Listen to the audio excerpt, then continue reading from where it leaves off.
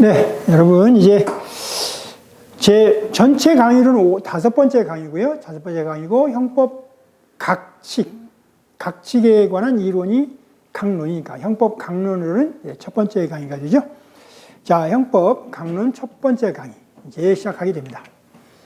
자, 우리가 4강에서는 형법 총칙 첫 번째 강의를 봤고요. 이제 5번째 강의에서는 형법 각칙 첫 번째 강의를 보게 됩니다.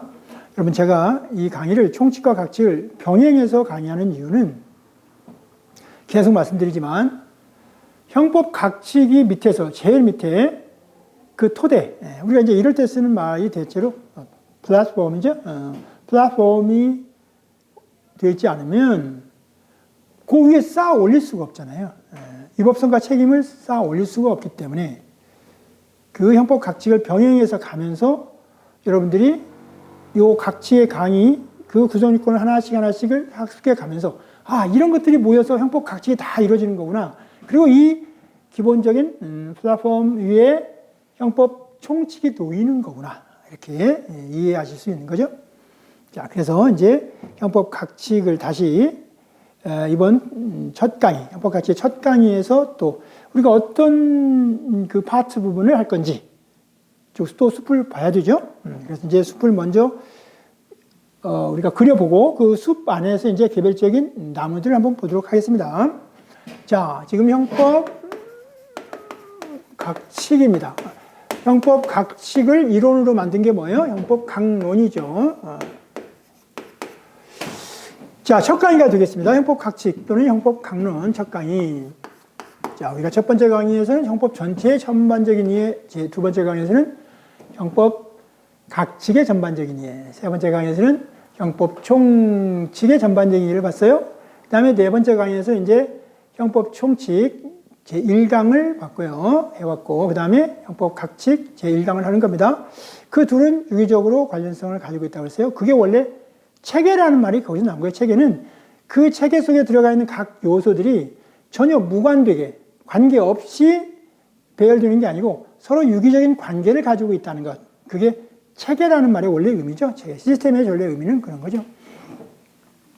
자, 그럼 형법 각칙 제1강의 첫 번째. 그러면 형법 각칙은 전체 목차가 어떻게 구성되어 있나고 그러죠? 형법 각칙은 오직 유일한 기준 하나밖에 없습니다. 아주 샘플하죠?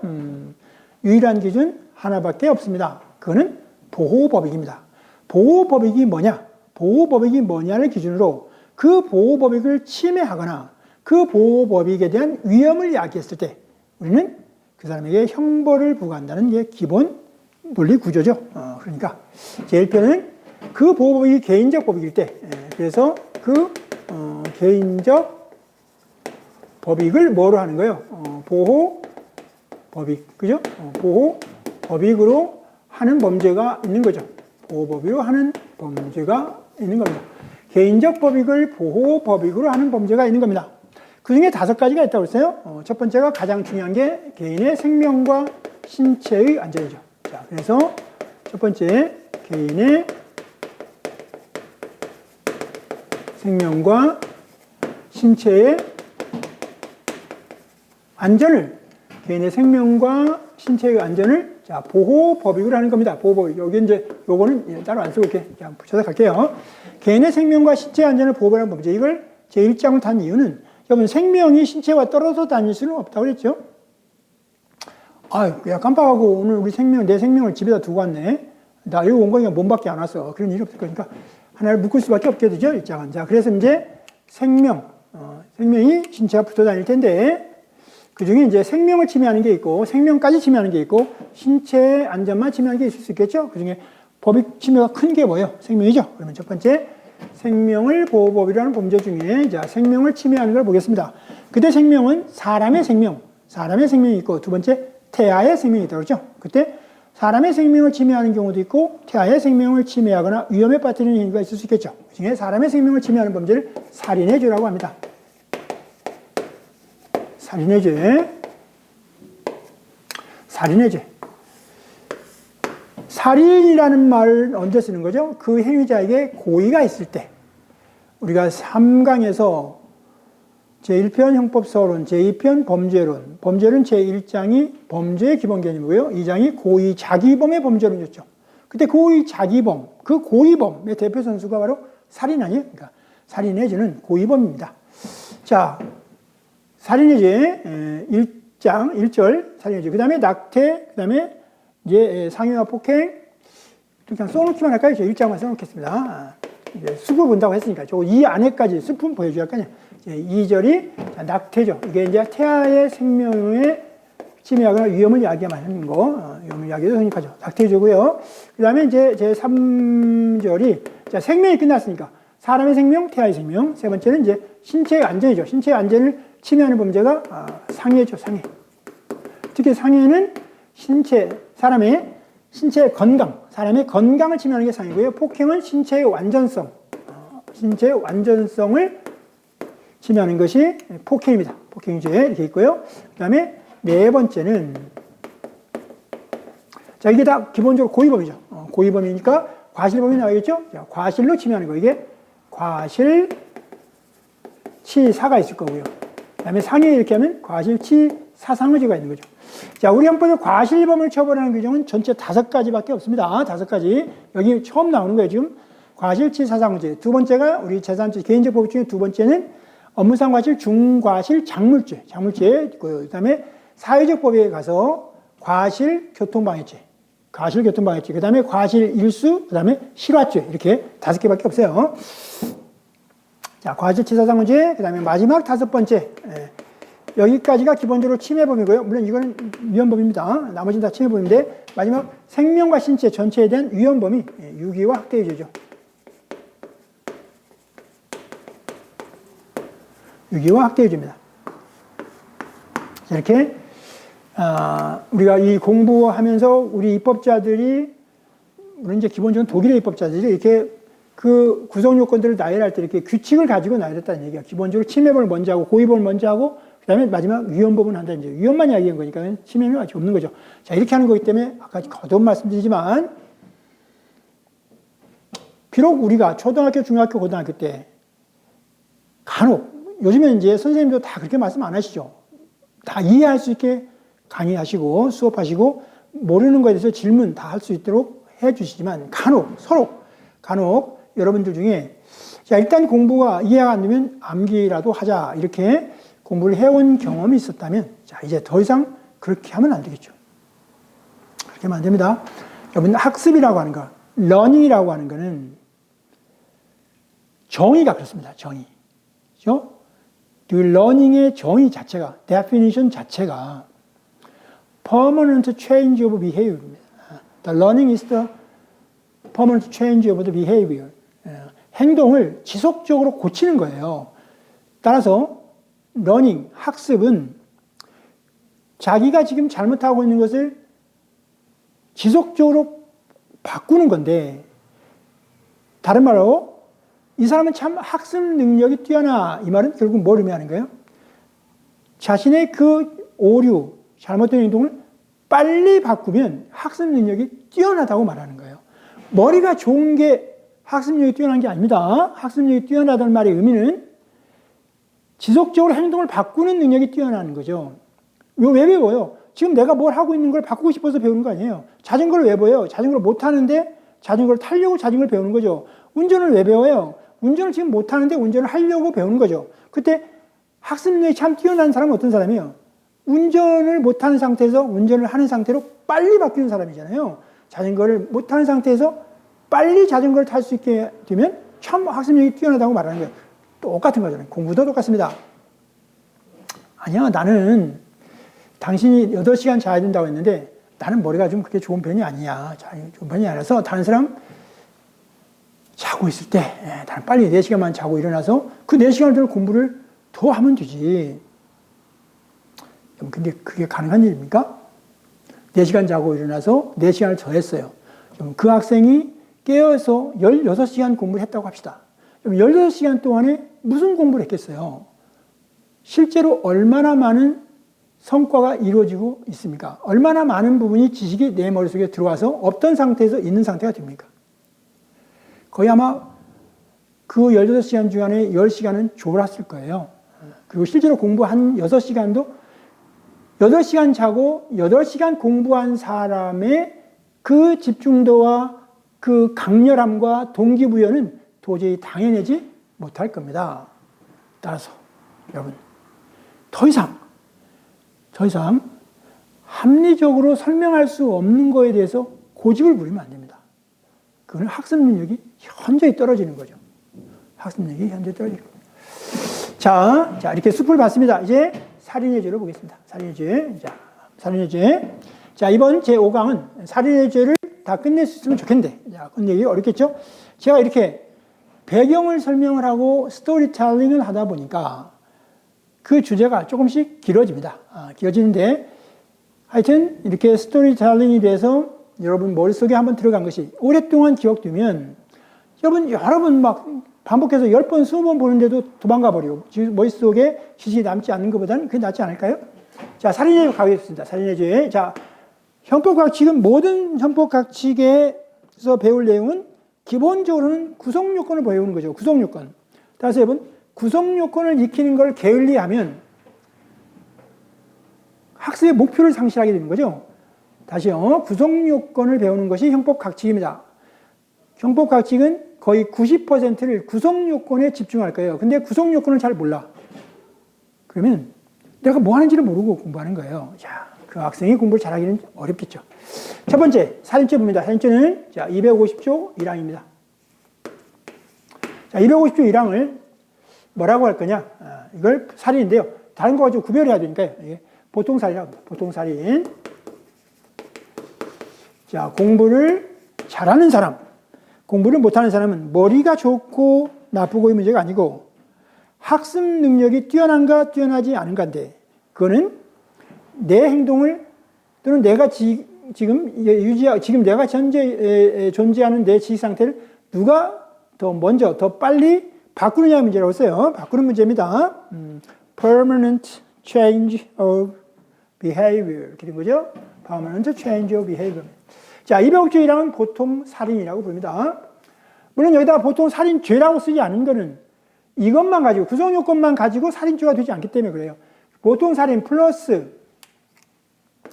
총론으로 가서 위법성이 존재해야 되고, 플러스 책임까지 존재해야 되기 때문에 살인죄라고 쓰지 않고 보통 살인이라고 말했습니다. 자, 보통 살인은 어떻게 되나요? 구성요건 한번 보시죠. 교과서에 들어가서요. 자, 법전도 좋습니다. 여러분 가지고 있는 법전을 보셔도 되고. 자, 교과서 보겠습니다. 자, 11페이지네요. 자, 생명과 신체 안전을 보호하는 범죄, 살인죄, 첫 번째 250조 1항이 보통 살인인데요. 1항, 사람을 살해한 자입니다. 사람을 살해한 자는 사기, 사형, 무기 또는 5년 이상에 처한다. 자, 이렇게 해놓고 이게 이 살인죄 이게 기본 구성요건이 되는 거죠. 기본 구성요건이 되고, 그 다음에 이제 두 번째입니다. 두 번째 구성요건 이제 형이 올라가는 거죠. 형이 올라갑니다. 그러니까 가중적 구성요건이 되겠네요. 250조 2항입니다. 자, 250조 2항이 뭡니까? 250조 2항은 존속을 살해한다죠. 존속 살해입니다.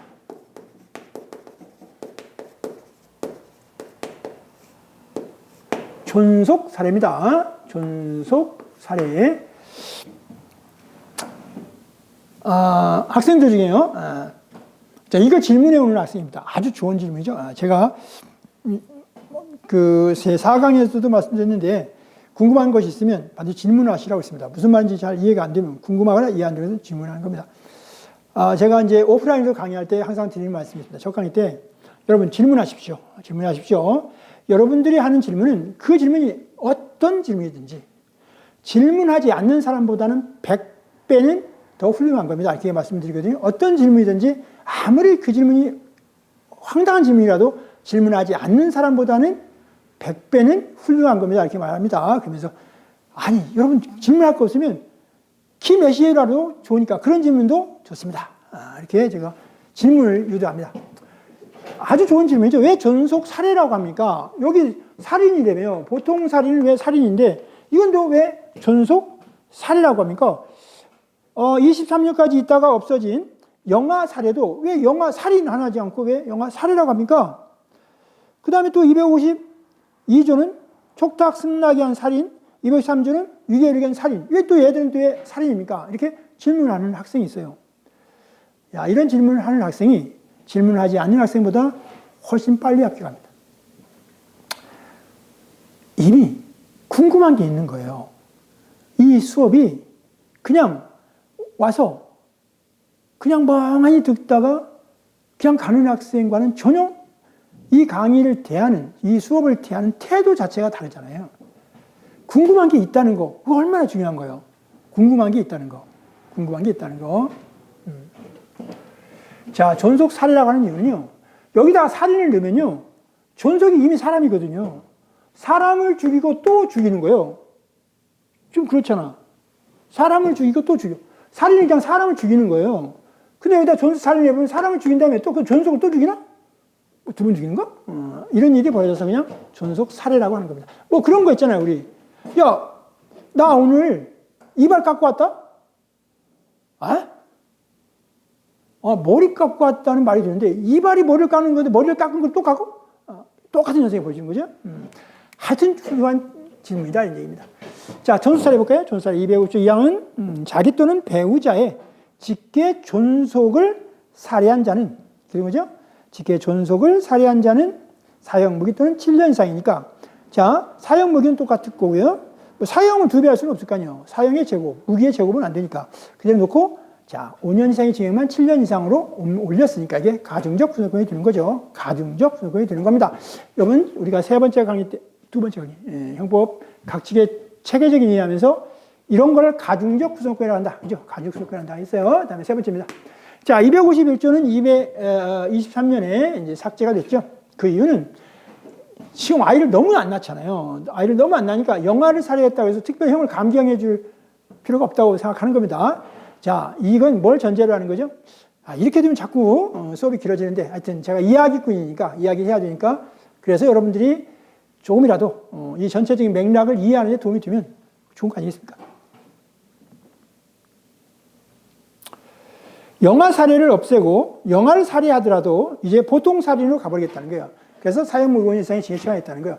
여러분, 그렇게 하려면 적어도 국가가 그 영아를 살해할 그런 만한 사유가 있는 사람들에 대해서 충분한 국가가 후견적 개입을 해서 그 사람들이 그 아이를 키울 수 있게 해줘야 할 거 아니에요. 그것도 해주지 않으면서 그 죄만 이렇게 형을 올린다고 하는 것은 그렇게 좀 납득이 가기 좀 쉽지 않습니다. 자, 그 다음에 세 번째, 그러면 이제 250, 하나 뭐 수험생 입장에서는 없어져도 좋긴 하네요. 251조, 영아살해죄가 없어져서, 배워야 할, 익혀야 할, 죄 하나가 줄은 거 아니에요? 구속권 하나 줄은 거니까. 자, 252조입니다. 252조 1항입니다. 252조 1항은, 자, 촉탁이나 승낙을 받아서 살인을 하는 거죠. 그래서 촉탁, 승낙, 살인이죠. 촉탁, 승낙, 살인. 촉탁이나 승낙, 살인입니다. 살인. 자, 볼까요? 252조 1항입니다. 사람이 촉탁이나 승낙을 받아 그를 살해한 자는, 자, 형을 낮춰줬죠? 1년 이상 10년 이하의 징역에 처한다. 그래서 촉탁은, 여러분, 촉탁은 죽을 사람, 희생자, A가 먼저 갑에게 자기를 죽여달라고 부탁하는 게 촉탁입니다. 그래서 피해자가 먼저 그 행위를 하려고 하는 사람이 부탁하는 게 촉탁이고요. 승낙은요, 승낙은 가해자, 갑이 먼저 죽이려고 한 사실에 대해서 그 피해자가 그 부분, 나 죽여도 좋다. 이렇게 승낙하는 거고요. 그래서 그 방향이 누가 누구를 향하느냐에 따라 달라지는 게 촉탁과 승낙살인입니다. 그 다음에, 자, 네 번째는요, 252조 2항입니다. 자, 252조 2항은, 자, 자살 교사 방조입니다. 자살 교사 방조. 자살 관여죄라고도 하는데요. 자, 자살 교사 방조. 자살 교사 방조입니다. 자, 자살 교사 방조는 말 그대로 자살자에게 자살하게 만드는 사람, 먼저 자살할 의사가 없는 사람을 자살하게 하는 게 자살 교사고, 자살 방조는 자살하려고 결의한 사람을 단지 도와주는 거죠. 도와주는 게 방조입니다. 읽겠습니다. 252조 2항의 구성 요건은 다음과 같습니다. 사람을 교사하거나 방조하여 자살하게 한 자도 1항형과 같으니까 1년 이상 10년 이하죠. 자, 이렇게요. 자살 교사 방조. 그래서 그 교사 또는 방조. 원래 이 교사 교사죄와 방조죄는 형법 총칙 31조가 교사법이고요. 32조가 방조범인데 그 형법 총칙에 있는 교사범과 방조범은 정범이 반드시 있어야 됩니다. 정범이 있어야만 교사범과 방조범을 처벌할 수 있어요. 그거를 우리가 형법 총칙에 쭉 저 뒤로 가서 공범론에서 말하기를 교사범과 방조범은 정범이 먼저 있어야 된다. 그리고 그 정범의 행위가 적어도 실행행위에 나아가야 된다. 범죄의 실행행위, 즉 구성요건 행위에 실행의 착수가 있어야 된다라고 하는 그 이론을 공범 종속성이라고 합니다. 공범 종속성. 여러분 절대 이유지 마시고, 자, 이런 용어가 있고, 공범 종속성이라는 말의 의미는 공범은 정범에 종속한다. 그 정범에는 단독 정범도 있고요, 공동 정범도 있고요. 그 다음에 간접 정범도 있습니다. 그런 그 정범에 종속해서만 공범이 성립한다. 이거를 공범 종속성 전략하고, 그 공범에는 교사범과 방조범이 있는데 그 이론이 여기에 적용되지 않습니다. 왜 그래요? 자살자는 정범이 자살자가 될 텐데 정범은 처벌 규정이 없잖아요. 자살자를 어떻게 처벌해요? 죽은 사람을 다시 살려내가지고 처벌하고 다시 죽입니까? 따라서 자살 교사방조죄는 공범 종속성설에 의해서는 설명이 불가능하게 되죠. 그런 특징이 있다는 걸 말씀을 드립니다. 외우는 건 아니고요. 그 다음에 5번째입니다. 마지막 5번째가 253조입니다. 253조는 위계, 위력에 의한 살인이라고 합니다. 위계, 속이는 거죠. 위계, 위력, 상대방에게 겁을 주는 거죠. 위계 또는 위력에 의한 살인, 위계, 위력, 살인죄입니다. 자, 이건 살인죄니까 위계, 속이거나 위력을 가해서 사람을 살해하면 이때는 그 죽은 사람이 일반인이면 보통 살인죄형으로 처벌하는 거고요. 그 죽은 사람, 위계, 위력에 의해서 죽은 사람이 자기 존속이나 배우자의 존속이면 존속 살인죄로 처벌합니다. 그래서 253조에 해당하면 250조의 형을 처벌하니까 죽은 사람이 자기나 배우자 직계 존속이 아니면 보통 살인, 자기나 배우자의 직계 존속이면 존속 살인죄가 성립합니다. 자, 253조 조문 보겠습니다. 구성 요건 보겠습니다. 전조의 경우에 위계 또는 위력으로서 촉탁 또는 승낙을 하게 하나 자살을 결의하게 해서 결국 자살하게 만들면 말이죠. 하면 250조 이하에 의한다. 250조 이하니까 자, 250조 1항과 250조 2항이 됩니다. 자, 여러분 보세요. 살인죄는 법익 침해가 큰 겁니까? 작은 겁니까? 여러분 개인적 법익 중에 보호법익이 가장 큰 것이 살인이잖아요. 보호법익이 가장 큰 것이 살인이라면 살인죄는 실행에 착수해서 기수에 이른 경우, 기수에 이르다면 결과가 발생한 경우죠. 죽었어야 된다고요. 피해자 A가 피해자 A가 죽었어야만 처벌할까요? 죽지 않으면 안 죽었으니까 그냥 처벌하지 않겠다. 무죄다. 이렇게 해야 될까요?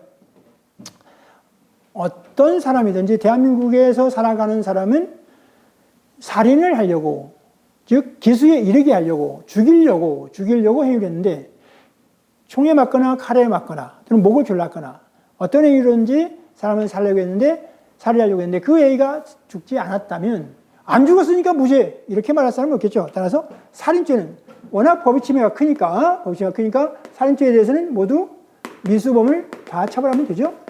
자, 미수범은 다 처벌합니다. 다 처벌해요. 그렇죠? 다 처벌해요. 다 처벌합니다. 미수범은 다 처벌해요. 자, 그 다음에 살인죄. 그러면 미수 이전의 단계, 즉 이거는 실행의 착수는 있는데, 자, 미수가 뭔 말이에요? 실행의 착수는 있는데 결과가 발생하지 않았거나 또는 실행의 착수도 있고 결과 발생했지만 자, 인과관계가 없는 경우겠죠. 자, 이렇게 된 게 미수입니다. 다 처벌합니다. 전부 처벌해요. 자, 그런데 예비 음모가 있을 수 있겠죠. 자, 사람을 살해하려고 준비만 했어요. 예비. 그 다음에 다른 사람과 같이 음모를 같이 꾸몄어요. 이게 예비 음모죠. 자, 예비 음모범입니다. 예비 음모죄는 어떻게 처벌하냐. 이것까지 실행의 착수도 안 했는데 살인에 대해서 준비만 했을 때, 칼만 준비했을 때, 다른 사람과 함께 계획만 세웠을 때도 처벌한다고 하는 것은 아직 그 범죄 의사가 밖으로 드러나가지고 그냥 그 상대방 A에 대해서 소위 말해서 일본말 이라는데 범죄 의사가 비약정으로 표도 막 날아다니는 건 아니잖아요. 그렇기 때문에 예비 음모범의 경우는 사형이 있는 거. 이 중에 사형이 있는 건 뭐예요? 사형이 있죠? 세 개만. 자, 250조 하고요. 253조. 요 둘만 예비 음모로 처벌합니다. 자, 미수범 봅시다. 미수범 250조, 252조, 253조의 미수범을 처벌한다. 255조입니다. 250조와 253조의 죄를 범할 목적이요. 동그라미 씁니다. 목적. 250조와 253조의 죄를 범할 목적으로 이렇게 목적으로가 구성요건에 들어가 있으면 이거 뭐가 돼요? 목적범이 됩니다. 이제 목적범입니다. 자, 목적으로 예비 음모한 자는 10년 이하의 징역이 된다. 그래서 모든 예비 음모죄는 목적범입니다. 모든 예비 음모죄는 예외가 없습니다. 모든 예비 음모죄는 목적범이다. 그 구성요건에 목적이 들어가 있습니다. 목적이 들어가 있습니다. 목적범입니다. 목적범. 자, 됐습니다. 자격정지 중요하지 않고요. 자, 이렇게 살인의 죄가 자 정리가 됐습니다. 여러분, 우리가 이제 살인의 죄, 그 다음에 낙태의 죄는 이제 6개 구성요건 중에 2개가 헌법 불합치 결정에 대해서 효력을 상실했는데 여전히 국회는 법을 바꿀 생각을 안 하기 때문에 시험 내기가 어렵고요. 그 다음에 상해와 폭행의죄, 그 다음에 과실치 사상의죄, 유기학대죄 이렇게 쭉 각 측에서 구성요건에 대한 지식이 자꾸 늘어나면서 여러분이 구성요건에 익숙해지죠. 그 익숙해진 구성요건, 이제 구성요건에 대한 개념이 익숙해졌다는 말은 이제 낯설지 않다는 겁니다. 구성요건이 낯설지 않은 상태에서 그 기절을 이루는 소위 플랫폼이 형성이 된 다음에는 그 다음에 이제 형법 총칙의 위법성과 책임을 쌓아 올릴 수가 있게 되는 거죠. 그래도 그렇게 해서 총론이 넘어가면 그렇게 힘들게 느끼지 않을 겁니다. 자, 이제 남은 건 뭐냐? 자, 이제 뭐가 남았냐면요. 이 205조 1항의 보통 살인부터 시작해서 하나하나씩 주로 구성요건 중심으로 볼 거니까 위법성 책임을 총칙에서 보는 거니까요. 그죠? 주로 이 구성요건 중심으로 쭉 우리가 설명해 나가는 거예요. 제가 지금 뭐 한다고요? 구성요건의 해설입니다. 형법 각 측은 결국 한마디로 말하면 구성요건을 해설해 나가는 거예요. 그때 아까도 이미 했죠. 촉탁이라는 말의 의미가 뭔지, 승낙이라는 말의 의미가 뭔지, 위계라는 말의 의미가 뭔지, 유령이라는 말의 의미가 뭔지 그런 거 하는 거예요. 각 측은. 그런 거. 그래서 그 용어들이 익숙해지고 나면 점점 더 여러분들이 형법 전체에 대해서 자신감을 갖게 되고 총칙을 공부할 때 좀 든든한 바탕이 있는 거죠. 자, 가보겠습니다. 먼저 서설. 자, 살인죄의 의의입니다. 살인죄란 사람을 살해함으로써 그 생명을 침해하는 거예요. 그래서 침해법입니다. 생명을 침해했을 때 기수가 된다는 얘기예요. 자, 보호법익은 사람의 생명이고요. 그 다음에 그 보호법익과 보호정도 세 번째 주를 봤더니 침해법입니다. 맞죠? 생명이 침해돼야 기수, 침해되지 않으면 미수. 자, 구성요건의 체계는 자, 여러분 앞으로 나오는 모든 구성요건의 체계는 다 제가 이렇게 설명을 할 거기 때문에 그냥 읽으시면 됩니다. 여러분들. 이건 다 드린 거고요. 귀찮으면 안 읽어도 됩니다. 제가 다 설명해 드린 거니까. 그 다음에 이제 보통 살인죄부터 보도록 하겠습니다. 자, 205조 1항은 살인입니다. 그냥. 자, 보통살인죄 봅니다. 보통살인죄는 고의로. 자, 고의범이죠? 보통살인죄는 고의범입니다. 여기까지는 다 고의범이에요. 여기서 과실범이 하나 나오는 거죠. 그리고 여기서 한번 과실범이 나오고 개인적 법익에서 딱 한 번 더 나오는 거죠. 업무상 과실, 중과실, 자물죄. 그 말고는 전부 다 고의범 아니면 결과적 가중범만 나올 거예요.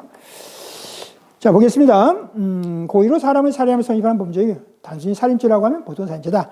자, 보통살인죄의 구성요건입니다. 자, 우리 형법 각 측이 뭐 하는 과목이라고요?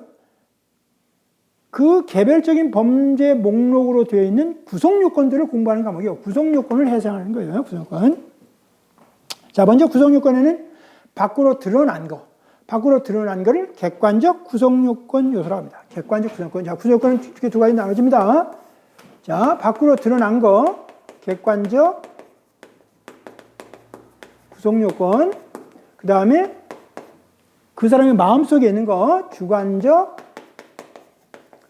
구성요건. 이거 다 어디서 설명하는 것들이에요? 형법 총칙에 구성요건에 해당성에서 다 이거 나올 말들이에요. 그런데 그 말들이 각 측에서는 실감 있게 나오는 거고 형법 총칙으로 가면 뜬구름 잡는 이야기로 나오는 거 될 거죠. 뜬구름 잡는 이야기로 나올 때 또 막연하잖아요. 근데 여기서는 실제로 보통 살인죄를 가지고 직접 그 구체적인 범죄를 논하기 때문에 사실 공부할 만하고 재밌기로 가장 쉬운 과목은 형법각칙이죠. 형법각칙은 전부 다 사건이 나올 거 아닙니까? 판례는 뭐든 다 무슨 사건이에요. 실제로 우리 사회에서 일어난 사건일 거 아니에요. 그래서 여러분들이 스마트폰 볼 때 뭐 사회 관련해서 각종 기사들 뜰 거 아닙니까? 그때 기사들 보면 뭐 누가 누구를 죽였다는 둥, 누가 누구를 뭐 술 먹고 차로 쳤다는 둥, 그거 다 우리 사회에서 일어나는 형법상의 범죄잖아요. 그러니까 그만큼 쉽게 접할 수 있고 현재 일어나는 내 주위에서 일어나는 일이기 때문에 사회 현상이기 때문에 그만큼 관심만 가지고 이해하려고 노력하기만 한다면 할 만한 거죠. 자, 객관적 구조권론에서 그때 이제 객관적 구조권 요소에는 자, 지금 형법 총칙으로 들어갔습니다. 형법 총칙의 내용을 일반적으로 설명하고 이제 개별적으로 여기다 집어넣을 겁니다. 객관적 구조권이 충족이 되려면 먼저 보통 살인은 사람을 살해한 자 이렇게 되죠. 사람을 살해한 자는 사형무기 5년 이상의 징역이니까 사람을 살해한 자가 있어야죠. 이 자를 행위의 주체라고 합니다. 여러분 지금 이 객관적 구성요건 요소는 앞으로 나올 200개 정도 내외의 그 모든 구성요건 그 범죄 목록에 전부 다 똑같이 갈 겁니다. 똑같이. 그죠? 그러니까 200번 하게 된다는 얘기예요. 200번에서 안 될 수는 없겠죠.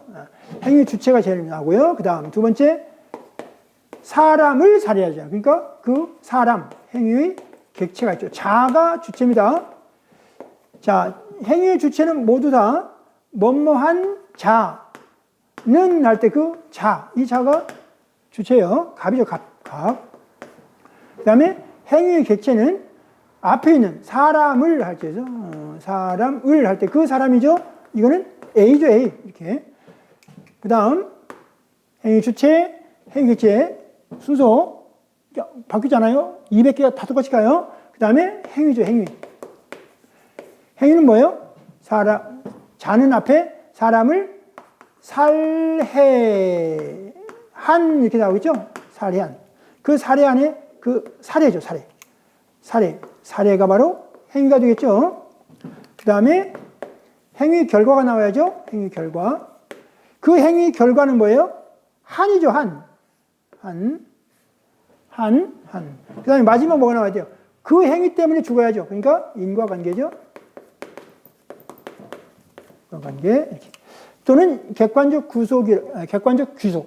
귀속이라는 말도 함께 붙이기도 합니다. 인과관계와 객관적 귀속. 자, 이게 전부 다 객관적 구성권 요소고요. 그 다음에 주관적 구성 요건은 사람을 살해. 그때 아까 보통 살인죄의 의의가 어떻게 시작했어요? 고의로 그랬죠. 고의로. 그러니까 여기서는 고의가 존재. 주관적 구성 요건은 자, 고의겠네요. 고의. 이 고의의 내용이 뭐냐가 이제 문제를 일으키죠. 자, 이렇게 하는 거, 이렇게 하는 거를 형법각칙은 주구장창 200번을 할 거라는 얘기입니다. 자, 가봅니다. 행위, 객관적 구성요건. 처음이니까 한번 읽기만 하겠습니다. 자, 보통 살인죄의 객관적 구성요건 요소와 관련해서는 형법 총칙에서 논의한 사항을 제외한 객관적 구성요건 요소로서 원래 형법 총칙에서 논의한 객관적 구성요건 요소는 이렇게 5가지가 있다는 겁니다. 그 중에서 특별히 문제가 될 만한 것을 살인죄에서 한번 해보려고 해봤더니 문제가 되는 게 행위 주체가 있고 행위 객체가 있고 행위가 있고 그럼 행위 결과는 죽으면 끝나는 거잖아요. 죽으면 사망. 그 다음에 인과관계 간단한 거죠. 이 행위가 죽으면 되는 거예요. 그러니까 설명할 만한 게 행위 주체 객체 행위 정도가 있다. 그래서 3가지만 보겠다. 나머지는 다 안다. 다 안다는 거 쉽게 알 수 있다. 하는 얘기입니다. 자, 행위 주체. 당연히 행위 주체는 누구야 돼요? 자기가 자기를 죽이면 구성권이 없는 거니까 범죄가 안 되니까 당연히 다른 사람이겠죠. 죽는 사람 이외의 사람. 그죠? 그래서 피해자 이외일 겁니다. 그래서 보통살인죄 행위 주체는 피해자 이외의 모든 자연이다. 따라서 법인이나 법인격이 없는 단체는 살인죄의 주체가 될 수 없다. 자, 여러분 각지에 가면 행위 주체에서 자연인 이외에 법인도 되느냐 이게 문제예요. 그런데요, 자, 잘 듣고 자 정리해 봅니다. 이거 계속 나올 거죠. 우리 형법 각칙의 87조부터요 372조까지 그 범죄 목록, 즉 구성 요건에 등장하는 그 자는 뭐뭐한 자는 전부 다 예외 없이 전부 다 육체가 있는 자연인만을 말합니다. 육체가 있는 자연인만을 말합니다. 따라서 법인은 법에 의해서 법인격이 인정돼서 권리 의무의 주체가 된다라고 해서 우리가 사회의 한 제도로서 인정하고 있는 법인은 협의의 형법, 즉 법 이름이 형법인 거, 협의의 형법, 형식적 의미의 형법상으로는 범죄의 주체가 될 수 없습니다. 범죄의 주체가 될 수 없습니다. 협의의 형법, 형식적 의미의 형법, 87조부터 372조까지 등장하는 그 자에는 법인은 주체가 될 수 없습니다. 사람을 여러분 법인이 어떻게 죽여요? 육체가 없는 법인이 무슨 재주로 A를 죽인다는 얘기예요. 자, 법인은 우리나라에서 법인이 되려면 법인 소관 하에 있는 등기소에 등기를 해야 됩니다. 법인의 경우는 상업등기부에 등기를 하는 거고요. 민법상 법인은 그 주무관청에 있는, 즉 등기소에 있는 등기소에 설립 등기를 해야 돼요. 즉 종이에 등기가 이루어지면, 등기부의 등기 기록에 기록이 되면 사람으로 보는 거예요. 그냥 종이로 돼서. 그 종이가 가서 사람을 죽일 수는 없을 거 아니에요. 종이가 날아다니면서 사람을 막 죽여 다녀요? 종이가 막 총을 쏴요? 안 될 거 아니에요. 그러니까 육체가 있지 않는 한은 우리 협의의 형법상으로는 범죄의 주체가 될 수 없는 겁니다. 그래서 자연이만 되지 법인은 되지 않는다. 됐고요. 그 다음에 행위 객체. 이 행위 주체에서 법인이 되지 않는 것은 나중에 배임죄에서 나올 겁니다. 배임죄. 개인적 법익 중에 마지막 5번째가 재산을 보호법이라는 범죄죠. 그 재산을 보호법이라는 범죄 5번째와 6번째가 횡령과 배임의 죄인데, 그때 횡령과 그 배임의 죄에서, 배임죄의 주체는 그 법인의 대표이사, 대표자만 될 수 있지, 법인 자체는 배임죄의 주체가 될 수 없다라고 해서 판례, 중요한 판례가 하나 있죠. 자, 이제 행위 객체입니다. 그럼 행위 객체는 누구를 말하는 거예요? A죠. 죽을 사람. 당연히 이 사람은 사람이니까 살아있는 사람이어야 되겠죠? 그래서 보통살인죄의 행위 객체는 행위자 이외에 살아있는 사람. 자기를 죽이면 된다고요? 안 된다고요? 안 된다고요. 자기를 죽인 사람에 대해서 처벌받는 사람은 그 사람을 죽도록 교사했거나 그 사람이 죽는데 방조한 사람 이외에는 처벌할 수 없다. 입니다. 그래서 행위자 이외에 살아있는 사람은 자연인을 말하고요. 법인은 되겠어요. 그럼 법인을 어떻게 죽여요? 그 등기부를 다 불사람이 죽은 거예요? 안 되겠죠?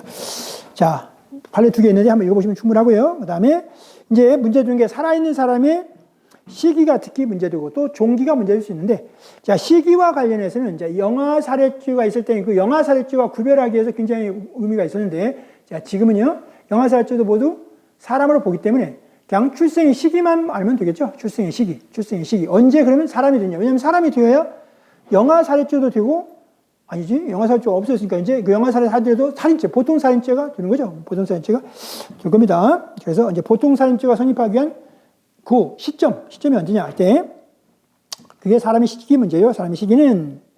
자, 문제의 소재는 결국 언제 사람이 되느냐 문제죠. 근데 옛날에는 제왕절개라는 게 없었으니까 당연히 자연분만의 경우에만 문제가 됐을 텐데, 현대 의학이 발달하면서 자연분만이 안 되는 또는 어려운 경우에 배를 가르고, 그 산모의 배를 가르고 아이를 그냥 꺼낸단 말이죠. 그걸 이제 제왕절개 수술이라고 하잖아요. 제왕절개 수술의 경우는 그럼 언제 사람을 볼 거냐, 이게 문제가 되잖아요.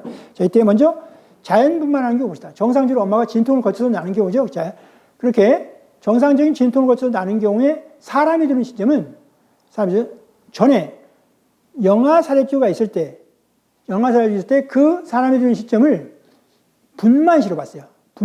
분만이라고 해서 이제 진통이 개시되는 게 분만이죠. 아이가 자궁에서 떨어져서 이제 나올 준비를 하고 나오기 시작하면 엄마가 고통이 심해지잖아요. 그때 그 시점을 이제 분만이라고 본 겁니다. 그래서 자연분만의 경우에 사람이 되는 시기는 보시면 학설 3개 있지만 다른 학설 필요 없고요. 첫 번째, 진통이 개시되면 그때부터 사람이 되기 때문에, 그때부터 진통이 개시된, 아직 배로 나오진 않았지만 아직도 이제 태아이지만 진통이 개시됐으면 그 태아를 살해하게 되면 낙태가 되는 게 아니고 살인이 된다는 겁니다. 살인. 그 다음에 실수로 분만이 개시된 후에 실수로 일종의 영아죠. 그 영아를 실수로 사망에 이르게 하면 과실치사가 되겠죠. 과실치사. 업무자이면 업무상 과실치사가 된다입니다. 과실치사 또는 업무상 과실치사가 되는 거예요. 자, 판례는 자, 진통설을 취하고 있죠. 그래서 관련 판례 보겠습니다. 자, 자연분만의 경우 사람의 시기는 언제냐? 자, 결론이 분만이 개시된 때 즉 진통설 이렇게 되는 거죠. 진통설. 자, 읽어보시면 됩니다. 진통설 방금 말씀드렸고요. 자, 문제는 언제예요? 제왕절개 수술이죠. 제왕절개 수술의 경우는 도저히 자궁으로 나올 수가 없어요. 그죠? 그러니까 자궁으로 나오지 못하거나 자궁에서 떨어져 나와가지고 정상적으로 엄마의 생식을 통해서 나오지 못하거나 아니면 엄마가 너무 힘든 거예요. 그래서 이제 제왕절개를 해서 그 배 아랫부분을 가루로 그 엄마의 그 피부를 자르고 아이를 꺼내는 거죠. 이때 기본적으로는 당연히 제왕절개 수술에도 제왕절개를 해서 아이를 꺼낼 때 사람의 시기로 봐야 되겠죠. 자, 문제는 여기서 아주 중요한 또 처음에 형법을 공부하면서 그런 생각이 좀 처음에 잘 미치지 못합니다. 그래서 이제 이해하는데 약간 어려움이 있어요. 그것은 다 뭐 때문에 그래요? 내가 평소에 생각하던 그 사고하고 아까 얘기했듯이 학습이라고 하는 것은 그 현재 내가 가지고 있던 그 사고방식의 변경을 가하는 거잖아요. 변화를 주기 때문에 그 변화에 굉장히 뭐랄까요? 잘 수용하기 어려운 수용성이겠죠. 수용성이 강한 수용성이 강한 사람이 있고 약한 사람이 있잖아요. 수용성이 강한 사람들은 학습 능력이 되게 그 현재 그 사람의 심리적 조건으로서 유리한 거죠. 쉽게 잘 바꿀 수 있으니까 평소에. 반면에 현재 상태를 계속 고집하고 유지하려고 노력하는 사람, 대개 이제 우리는 이걸 이제 보수적이라고 하잖아요. 그 보수적인 사람들은 잘 바뀌지 않잖아요. 그러니까 그런 면에서는 학습 능력이 좀 떨어질 수밖에 없죠. 그러나 그 보수적인 것은 여러 가지 측면에 나타나는 거죠. 학습에서도 나타나고 정치적인 어떤 현상에 대해서도 나타나고 경제 현상이라든지 사회 현상이 나타나는 거잖아요. 그러니까 적어도 여러분들이 학습에서 그죠? 공부에 있어서는 보수적인 거는 그렇게 바람직하지 않죠. 사회 현상에 대해서 보수적이냐는 별개의 문제고 학습에 있어서는 당연히 잘 수용하는 게 좋겠죠. 자, 여기서 문제가 생기는 거예요. 우리 판례는요, 제왕절개 수술의 경우에 언제 사람이 되느냐에 관해서 특별히 문제 삼은 판례는 없어요. 그런데 어떤 판례가 있느냐? 지금 이거 여러분이 수용하기 어렵다는 얘기예요. 이걸 인식하고 이게 뭐지? 이런 말이구나를 인정하기가 좀 어렵다는 얘기입니다. 우리 판례가요, 이런 판례는 있어요. 지금 검사가 공소를 제기했는데 검사는 이러이러한 때에 제왕절개 수술할 때, 다시요, 제왕절개 수술했을 때 검사가 말하기를 이러이러한 때가 사람의 시기이기 때문에 지금 이 사건은 이미 사람이 된 다음에 그 영아를 실수로 사망에 이르게 한 것이다. 이렇게 해서 업무상 과실치사로 공소를 제기했던 거예요. 업무상 과실치사로 공소를 제기했습니다. 여러분 좀 잘 이해해야 돼요. 자, 지금 여기서부터 이제 내가 사고력을 키워야겠구나. 사고력을 키우는 게 우연에 서 이루어지는 게 아니구나. 나의 의도, 나의 노력이 아주 중요한 결정적인 역할을 하는구나라고를 이제 여러분들이 스스로 인식할 수 있어야 됩니다. 다시요. 검사가 이렇게 공소 얘기합니다. 이러이러한 때에는 이미 제왕절개 수술의 경우 이러이러한 때에는 이미 사람이 된 것이니까 지금 이 사건의 경우에는 이 뱃속에 있는 아이는 이미 사람이 된 것이고 따라서 그 사람이 된 그 사람을 사망에 이르게 한 것이기 때문에 이렇게 사망에 이르게 한 조산사 또는 의사든 조산사든 누구든 이 사망에 이르게 하도록 한 사람에게는 업무상 과실치사가 성립합니다. 라고 공소를 제기해서 업무상 과실치사로 공소를 제기했더니 법원이 말하기를 지금 제가 2번 설명했습니다. 다시 한 번 할게요. 검사가 공소 얘기했습니다. 지금 공소 얘기할 때 업무상 과실치사로 공소 얘기했습니다. 그때 업무상 과실치사가 되는 이유를 검사는 어떻게 설명했냐면요. 이미 지금 이 아이는 일주일 전에 이미 사람이 된 것입니다. 일주일 전에 이미 사람이 된 것입니다. 왜냐하면 이러이러한 사유가 있었기 때문에 이미 사람이 됐습니다.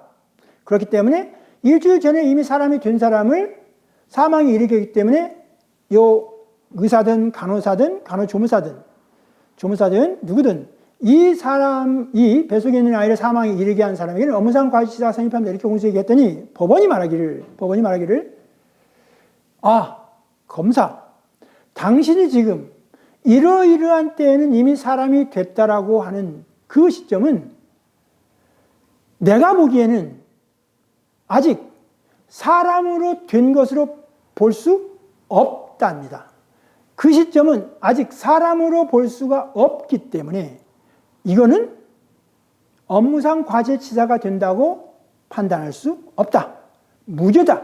이 판례가 있는 거예요. 이 판례가. 여러분들 중에 한 50% 정도는 굉장히 행복해하는 표정을 지을 수 있어요.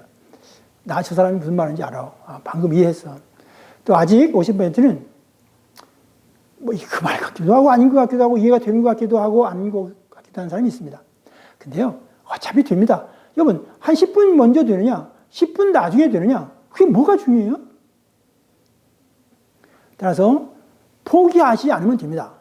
어떤 사람이 포기하는 사람이죠? 외워버리는 사람. 외워버리는 사람, 절대 있어서는 안 되고 있잖아요. 그건 안 됩니다. 그건 안 됩니다. 이건 외워서 되는 게 아니에요. 무슨 말인지 이해하는 겁니다. 자, 보겠습니다. 제왕절개 수술한 분만의 경우, 자연분만의 경우와 달리 제왕절개 수술한 분만의 경우는 자궁절제 시에 사람이 된다고 보는 견해가 통설이에요. 그러니까 사람이 어느 때가 되느냐 할 때 일반적으로 제왕절개에서 꺼낼 거니까 그때가 된단 말이에요. 그건 문제가 되지 않단 말이에요. 문제는 그게 아니라니까요. 문제 그게 아니고 그 다음 표현을 잘 보세요.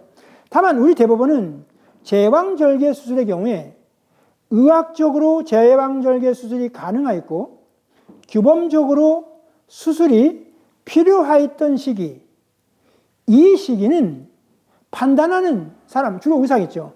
판단하는 그 의사마다 그 상황에 따라 똑같겠어요? 다 달라지겠어요? 다 달라질 수 있잖아요. 따라서 달라지므로 분만 개시 시점, 즉 사람의 시기도 불명확하게 되므로 이 시점, 어떤 시점? 의학적으로 제왕절개 수술이 가능하였고 규범적으로 수술이 필요했다고 보는 시기, 그 시기로 사람의 시기를 봐서 그 시기가 이미 지났기 때문에 이 영아를 사망에 이르게 한 사람에게는 업무상 과실치사가 성립한다는 그 검사의 공소 사실에 대해서는 인정할 수가 없다는 판례라는 얘기입니다. 이게 뭔 말이죠? 실제 사건은요, 이런 거였어요. 아이가 너무 커버린 거예요. 뱃속에서.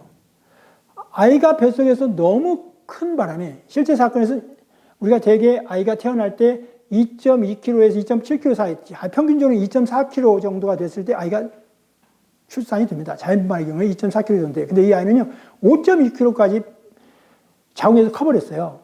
그럼 5.2kg면 밖에 나와서 한 달 이상 자란 애잖아요.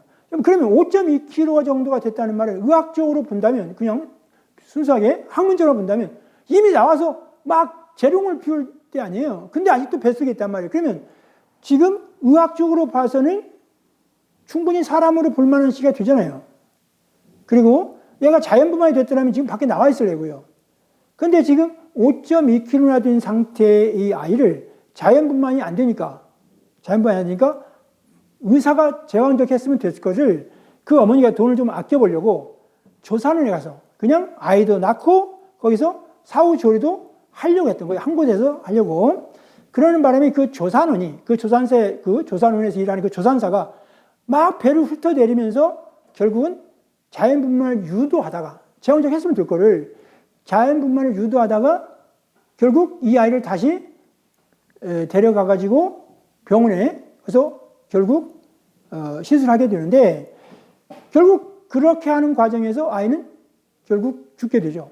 그렇게 아이가 죽었을 때 지금 자연분만을 하려고 쭉 훑어내리다가 결국 이제 그 제왕절개까지 가게 되는데, 그때 그 훑어내리는 과정이면 이미 이 검사가 보기에는 뭐라는 얘기예요? 이미 사람이 되고도 남았다는 식이잖아요. 그죠? 그러니까 그 조산사에게 업무상 과실치사를 인정하려고 했던 거예요.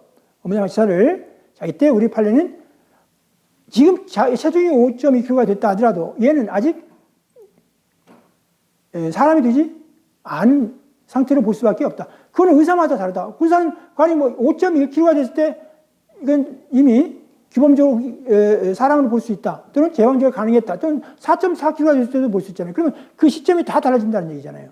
그렇기 때문에 이건 불확실하기 때문에 방금 말했지만 의학적으로 제왕절개 수술이 가능하였고 규범적으로 수술이 필요했던 시기는 어떤 의사가 이 아이에 대해서 판정을 하느냐에 따라서 다 달라질 거 아니에요. 3.2kg만 됐을 때 나는 지금부터 한 15일 전, 어떤 의사는 13일 전, 어떤 의사는 9일 전. 그럼 다 의사마다 사람이 되는 시점이 달라지기 때문에 그런 시점을 가지고 사람의 시기를 볼 수는 없다는 판례입니다.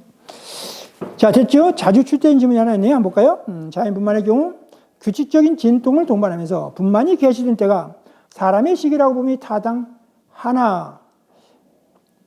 그죠? 자연분만 그렇죠? 그게 분만설이란 말이에요. 또는 진통설이란 말이죠. 그런데 제왕절개 수술의 경우 사람의 시기는 의학적으로 제왕절개 수술이 가능하였고 규범적으로 수술이 필요했던 시기, 그걸로 봐서는 안 된다. 왜 안 돼요? 그걸 판정하는 의사마다 다 달라질 거기 때문에 그걸 시기로 볼 수 없다. 볼 수 없다는 판례, 중요한 판례입니다. 자, 그러면 사람의 종기는 언제냐? 기본적으로 사람의 종기는 특별히 문제되지는 않죠. 일단 기본적으로는 이제 심장이 멎어서 맥박이 멈추면 이제 사람이 사망했도록 봅니다. 이렇게 되는 거고요. 그 다음에 이제 행위죠. 행위는 뭐냐? 자, 살해 행위죠. 그때 살해 행위는 기본적으로 자, 앞으로 여러분 200개 가까이의 구성요건이 나온다고 그랬죠. 200개 가까이의 구성요건이 나올 때 지금 이 행위잖아요. 행위. 이 행위. 이때 이 행위는 뭐가 문제될 거냐면 그 행위의 수단, 그 다음에 그 행위의 방법이 문제될 거예요. 자, 수단과 방법이 문제일 겁니다. 이때 수단과 방법은요. 여러분 이걸 앞으로 모든 구성요건의 공통적으로 똑같아요. 하나도 다르지 않습니다. 그러니까 이거는 완전히 이렇게 정형화되어 있는 거예요. 수단과 방법은요. 자, 어떻게 여러분 앞으로 검토할 거냐면 원칙이 제한이 없답니다. 제한이 없다. 제한이 없다. 즉 살인 행위 수단과 방법, 낙태 행위 수단과 방법, 상해 행위 수단과 방법, 폭행 행위 수단과 방법. 특히 고의범죄 축이 문제고요. 그 다음에 유기학대 최 강하지고 수단과 방법은 제한이 없는 게 원칙입니다. 원칙. 그런데 그러면 너무 좀 그렇잖아. 그죠? 뻔하게 나올 때 제한이 없다. 끝. 한 줄도 안 나온단 말이에요. 몇 글자? 5글자로 끝나죠? 그래서 추가적인 검토를 하는 거예요. 추가적인 검토. 추가적인 검토는 전혀 달라지지 않는다. 이게 정해져서 이렇게 계속 간단 말이에요. 추가적인 논의로 뭘 해야 되냐? 부작위. 자, 부작위에 의해서도 가능한지. 부작위에 의해서도 가능한지. 두 번째가요. 과실에 의해서도 가능한지. 이렇게 할 거예요. 앞으로 수단과 방법이 나오면 원칙, 아무런 제한이 없다. 추가 논의, 부작위에 의해서 가능한지, 과실에 의해서 가능한지, 이건 추가적으로 검토하는 겁니다. 추가적으로 반드시. 자, 제한이 없다. 추가 논의, 부작위에서 가능한가. 즉, 살인의 수단과 방법은 제한이 없는 겁니다. 그러니까 제한이 없으니까 뭐예요? 총으로 쏴서 살해하거나, 또는 독약을 먹여서 살해하거나, 칼로 찔러서 살해하거나, 절벽에서 밀어서 살해하거나, 물에 빠뜨려 살해하거나, 제한이 없어요. 그죠? 그거 다 자기잖아요. 그런데 부작위에서 가능한가? 부작위에서도 가능한가? 과실에 의해서도 가능한가? 문제 되는 거죠? 자, 이때 부작위에서 보통 살인죄가 성립하기 위해서는요, 그 부작위를 하는 사람, 부작위가 뭐예요? 어떤 행위를 하지 않는 거잖아요. 근데 형법상으로 이게 의미가 있으려면 법이 요구되는 그 행위, 법이 요구되는 행위를 하지 않는 겁니다. 즉, 부작위가 형법상 의미가 있으려면, 보통 사람의 의미가 있으려면 그 행위를 하여야 할 지위, 그걸 보증인 지위라고 해요. 보증인 지위. 그리고 그 보증인 지위에 있는 사람에게는 보증인 의무가 있겠죠. 그 보증인 지위에 따른 의무를 행하지 않은 사람만의 그 사람의 부작위가 문제되겠죠. 그래서 보통 살인죄가 성립하기 위해서는 아무나 다 부작위에서 살해할 수 있는 게 아니고 그 죽는 사람에 대해서 일정한 행위를 해야 할 사람이 하지 않았을 때만 부작위한 살인이 가능합니다. 자, 구체적인 예가 뭐죠? 대표적으로 지금 갓난아이가 났어요. 근데 갓난아이가 지금 약간 장애가 있어요. 그때 장애가 있을 때 옛날에 영아살해죄가 있을 때는 바로 분만 직후에 살해하면 영아살처가 됐지만 이제 없어졌죠? 그럼 분만 직후에 이 아이가 장애가 있으니까 그 엄마가 당연히 젖을 줘야 되는데 젖을 주지 않고 이렇게 우리 한국 사회에서 장애인이 살아가기 어려운 사회에서 네가 앞으로 일생을 살아가는 게 너무 힘들 것 같아서 그냥 여기서 끝내는 게 좋겠다라고 생각하고 굶겨서 죽였어요. 그러면 엄마는 뭐가 되는 거예요? 부작위한 살인죄가 되죠. 왜 돼요? 젖을 줘야 할 보진적 지위 있고 또 그 행위를 해야 할 보진적 의무가 있기 때문에 그렇죠. 근데 옆집 아주머니가요, 아이가 하루 종일 울고 있는데 아무것도 안 했어요. 그럼 그 옆집 아주머니는 그 아이에게 젖을 줘야 할, 먹이를 줘야 할, 분유를 줘야 할 보진적 지위 있나요? 없죠. 그래서 옆집 아주머니는 부작위한 살인죄가 될 수 없는 거예요. 그래서 살인죄의 경우에는 부작위의 살인이 가능하려면 보진 지위가 있어야 되는 겁니다. 자, 돼서 보면 행위태양 보겠습니다. 자, 살인행위의 수단은 제한이 없다. 유형적인 방법이든 무형적 방법이든 묻지 않는다. 그런데 이렇게 하면 너무 그냥 좀 아쉽잖아요. 아쉬워서 뒤에납니다. 또한 살인은 적극적인 자기회에서 가능하지만 부작위에서도 가능하다. 다만 부작위한 살인죄에 해당하기 위해서는 자, 밑에 적을게요. 당해 부작위 행위에 대해서 보진 지위가 존재해야 되는데 그의 바로 밑에 가령 그게 어머니죠. 그 다음 살해 행위는 그 방법에서 제한이 없다. 그래서 방법도 제한이 없기 때문에 직접적 방법이든 간접적 방법이든 다 가능하고요. 다만 살해 행위 방법이 위계 위력이고 그 위계 위력 얘가 촉탁 또는 승낙을 받거나 자살 결의할 때 253조 별도 있죠. 위계 위력에 의한 살인죄가 성립하는 겁니다. 자, 이렇게 해서 정리가 됐죠. 자, 그 다음에 그러면 언제 살인죄의 실행 착수가 있느냐? 실행 착수 시기는 거기 봅니다. 살인죄 실행 착수 시기는 살인의 고의를 가지고 자, 밀쳐볼게요. 타인의 생명에 대한 직접적인 위험을 야기하는 것입니다. 직접적인 위험을 야기하기 시작한 때 실행 착수가 있다고 보고요. 자, 거기 예가 하나 있죠. 여기 실제 판례입니다. 자, 살인죄에서 살인의 고의로 건축을 경험했을 때는 그 뒤에 밑줄게요. 살인의 고의로 낫을 들고 피해자에게 다가갈 때. 자, 낫을 들고 저 사람 죽여버리겠다고 해서 저놈 죽이겠다 하면서 달려가면 그 낫을 실제로 그 피해자에게 휘둘리지 않더라도 다른 사람들이 막아서 그 애가 결국 실제로 살해에 이르지 못했더라도 낫을 들고 다가가는 행위만으로도 실행 착수가 있다는 겁니다. 그리고 기소시는 당연히 사망의 결과가 발생했어야 되겠죠. 여기까지 봐서 일단 객관적 구성요건 요건까지 하는 걸로 하겠습니다. 여기까지 하고요. 주관적 구성요건 요건부터는 이제 다음 강론 2강에서 또 하도록 하겠습니다. 네, 수고하셨습니다.